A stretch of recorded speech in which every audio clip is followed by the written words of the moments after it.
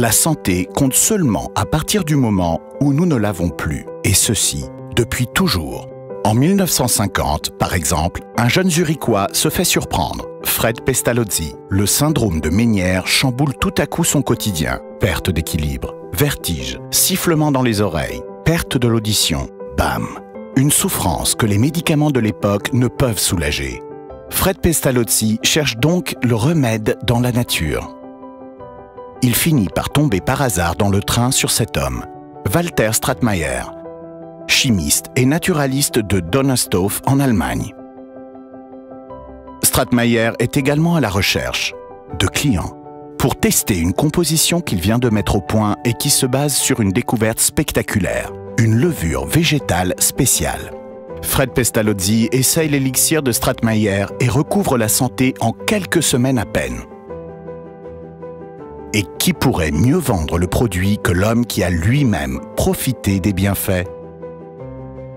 Fred Pestalozzi n'hésite pas une seconde quand Stratemeyer lui propose de commercialiser sa levure végétale sur le marché mondial. Le contrat est scellé par une poignée de main. La composition de Stratemeyer est effectivement bonne pour tous, à chaque moment de la vie. Elle rétablit l'équilibre biologique du corps. De nombreuses personnes s'en rendent rapidement compte. De la création en 1961 jusqu'à 1964, le chiffre d'affaires s'envole, à tel point que très vite les limites sont atteintes. C'est le temps de l'expansion. Étape par étape, entre 1964 et 1973. Petit à petit. D'abord une maison, puis un petit bâtiment d'entreprise dont les locaux principaux se trouvent bientôt sous terre, afin de ne pas perturber la nature. Fred Pestalozzi pense qu'à Herliberg, tout peut croître tranquillement. Les plantes, la société, ses 4 filles et David, son fils, son successeur. Mais tout ceci n'est que le début. La tranquillité est de courte durée. Elle finit le jour où une jeune journaliste anglaise publie un article sur Strat. En 1967, News of the World informe sur la mystérieuse levure végétale suisse.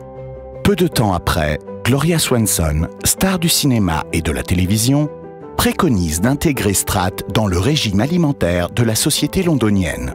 L'enthousiasme autour de Fred Pestalozzi est grand. Il est prié de venir à Londres.